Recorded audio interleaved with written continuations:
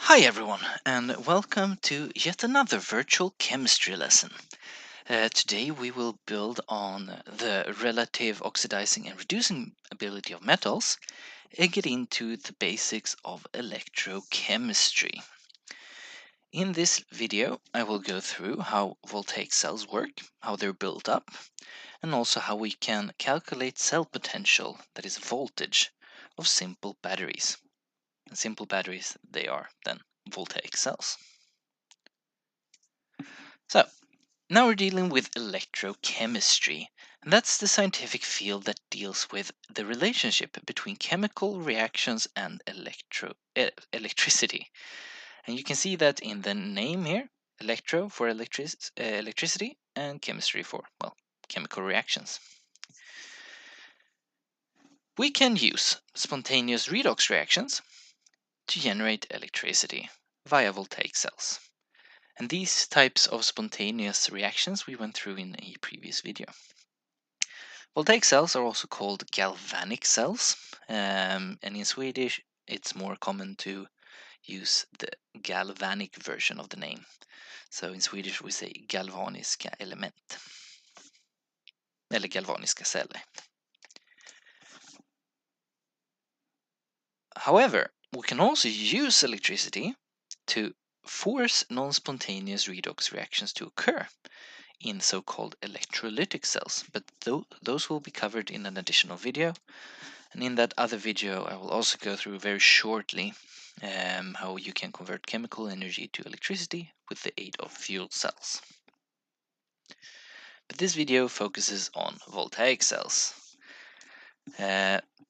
They're used to generate the potential, a voltage, so to speak. For example, batteries, you may have seen that batteries usually have a voltage indicator, how many volts they can generate. And a battery like this is actually a type of voltaic cell, simplified. Of course, this is way more complicated than we will go through today. But the basics for what we're going to go through in this video is the basics for batteries. And we're going to build, in quotation marks, the most fundamental battery. So, first and foremost, we know that all redox reactions consist of half equations. So, the principle behind voltaic cells is to split the half equations up into separate vessels, and then we call those half cells. The simplest half cell we can build consists of a piece of metal that we put in a salt solution of the same metal. For example, if we were to make half cells of zinc and copper, we would take a beaker, we would have a zinc salt solution of some sort. In this case, I've used zinc sulfate. And then we put a piece of zinc metal in that. That's a half cell. So zinc metal in a solution of a zinc salt. And for copper, it's the same. We have a piece of copper in a beaker with a solution containing a copper salt. And if we do this, nothing is going to happen in either beaker. It's going to be fairly boring. But we're not done yet. We're going to add components to this as we go along. The pieces of metals, they are what we will call here electrodes. And if we connect these electrodes with wires and we let this wire pass by a lamp as well, what happens then? So to our half cells, we add a wire with a lamp, and nothing is going to happen. The lamp is not going to give off any light, and it's still going to be fairly boring. All right. So, but now we've started to build a battery based off zinc and copper, and we expect redox reactions to occur.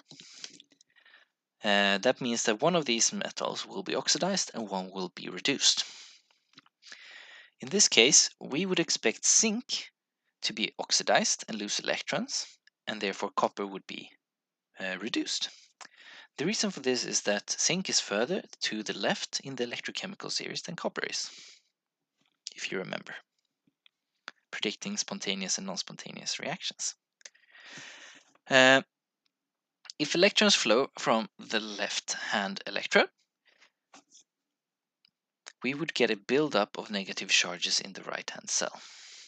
So if we have electrons being given off here in the wire, we would get a lot of negative charges over here.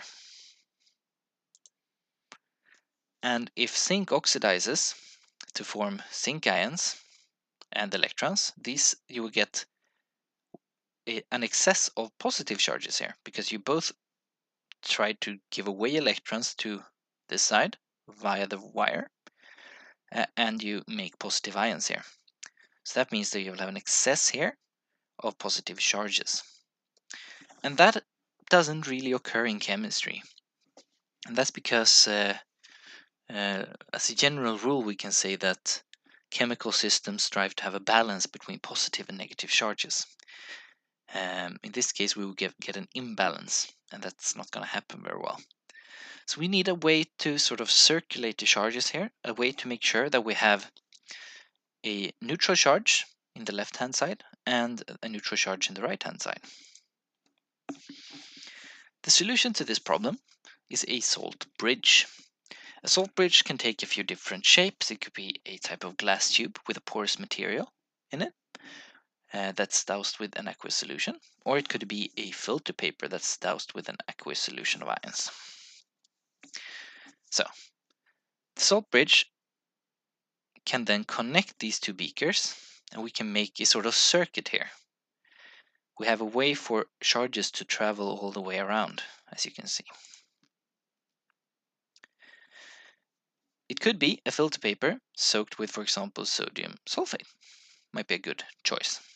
Usually having alkali metals is a good choice for these salt bridges.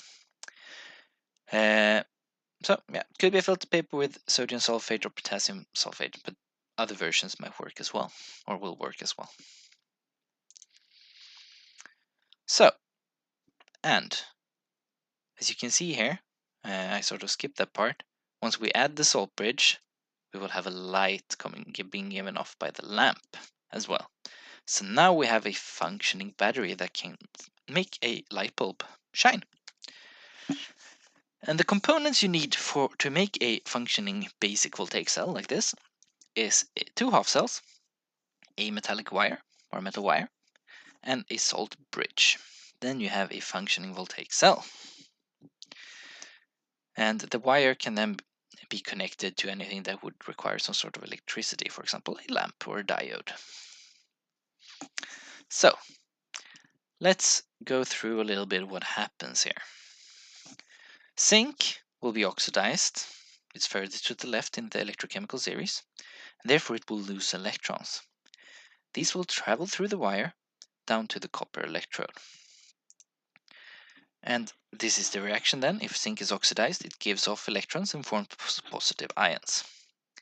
That means that positive ions here will be given off from the zinc metal into the solution, and we will build up zinc ions. And electrons are also given away, and they travel through metal, which has a high conductivity, and will travel around like this. And these electrons then will reach the copper metal, and they will pass through the copper metal because metal passes electricity real well. And eventually they will end up at the surface of this metal. At the surface of this metal, they will collide with positive copper ions and will combine to form solid copper, according to the half equation here for the reduction that's going on.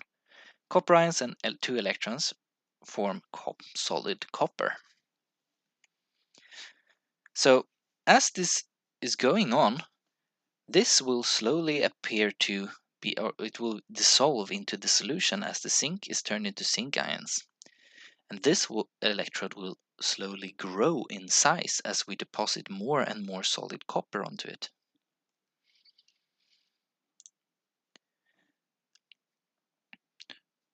But we need to think one step further. If this positive copper ion here forms solid copper, then we will have one more sulfate ion. So we will have an excess of negative charges over here if copper ions turn into copper.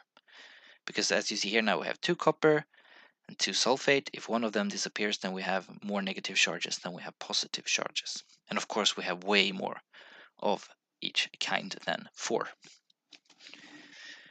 Well, a way to counteract this buildup of negative charges is the salt bridge, where we have positive sodium ions that can pass through this porous material down into here and neutralize these charges.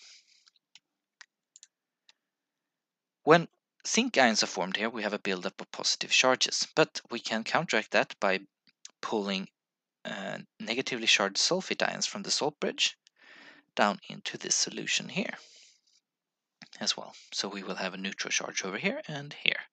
Therefore, we can keep giving away electrons from the zinc to the copper, and this reaction will continue to go on, and therefore we can use it by passing the reaction, so to speak, through a wire and something we connect it to cause it to work like this. So we neutralize the charges in both using the salt bridge. The negative charge that's built up here is neutralized by the positive ions in the salt bridge, and the negative charge here is neutralized by the negative ions in the salt bridge. So this is a process that won't go on and on and on forever. As you noticed, I talked about this zinc metal decreasing in size, slowly being dissolved or turned into solution, and this growing. Eventually, we'll run out of something. It can either be that the zinc metal electrode runs out, then we have nothing that can be oxidized, and the reaction will stop. It could also be that the copper ions in the solution here run out, and we have nothing else that we can sort of deposit onto here. Then the reaction will also stop.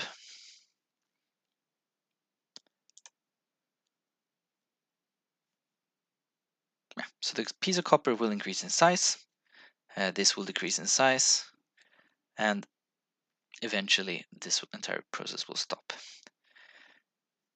When we talk about simple batteries like this, we talk about the 2 electrodes, the 2 poles of the battery, and we call the metal that is oxidized as for the anode.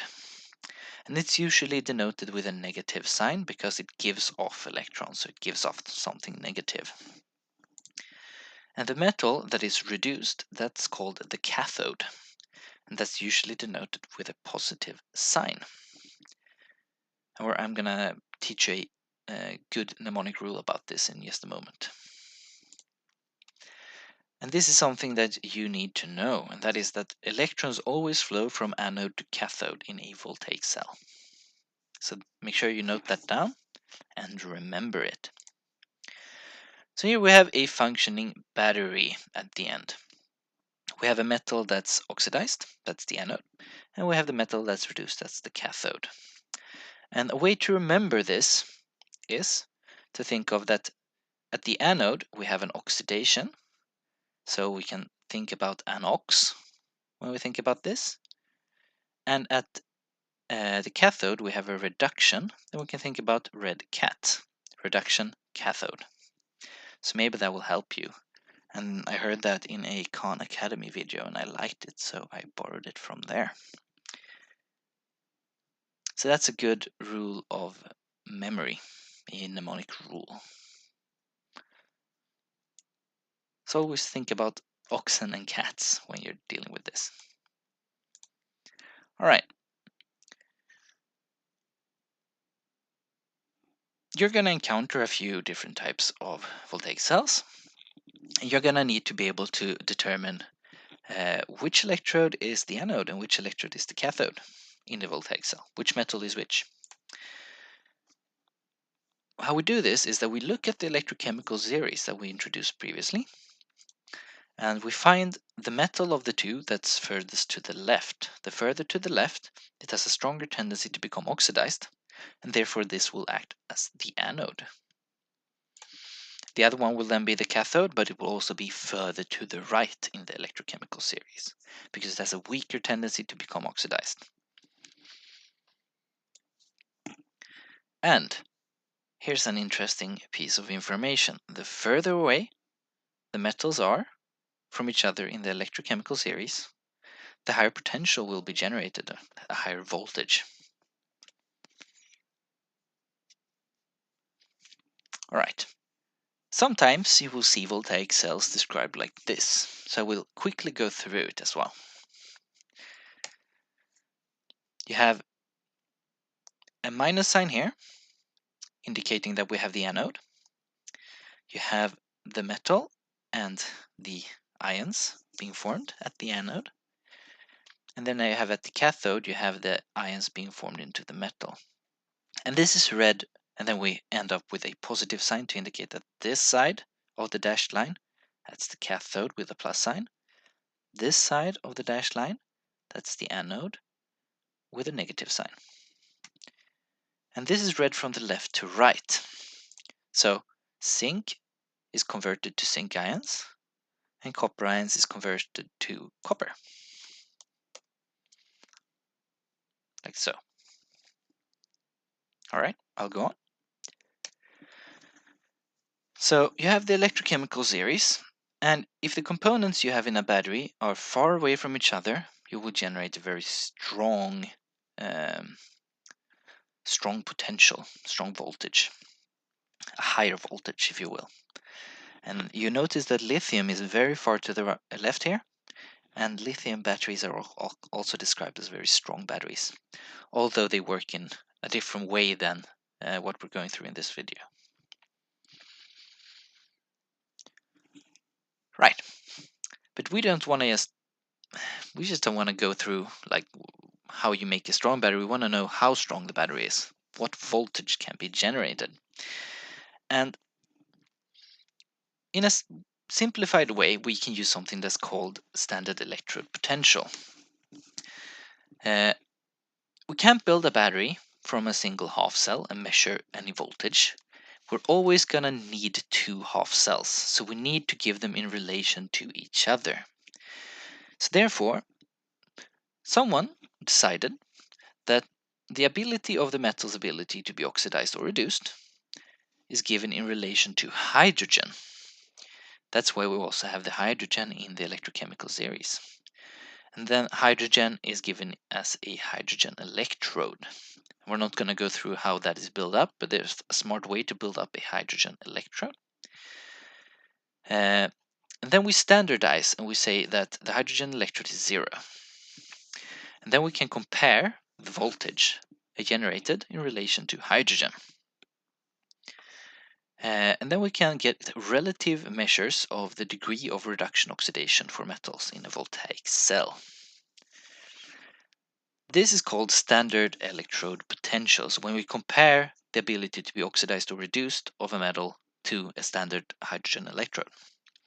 It's denoted with the following symbol here, a big E, with this sign, which means under standard conditions. The unit, it's voltage.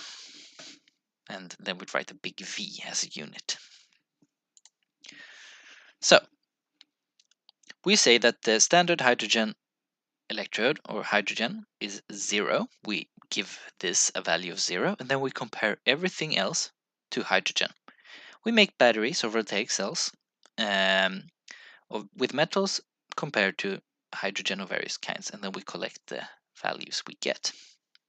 So, note that this is given the value 0 here for standard electrode potential. And all other metals here are given in relation to that. And I heard a nice description of how to think about this. You've heard about, we can talk about depth and height in relation to sea level, right? When you talk about a mountain, you talk about how many meters above sea level it is. It's given in a reference to something, in that case, the reference to the sea. When we talk about the depth of the deep oceans, we talk about how deep they are in relation to the sea level, the surface of the sea. So there's many other contexts we encounter where we compare to references, so to speak. In this case, we're not talking about the sea level, but we're talking about the hydrogen's ability to become oxidized or reduced. We compare it with that, and then we can think about above sea level and below sea level. Maybe that helps a little bit. So everything's given in relation to hydrogen. And here is a formula for you all.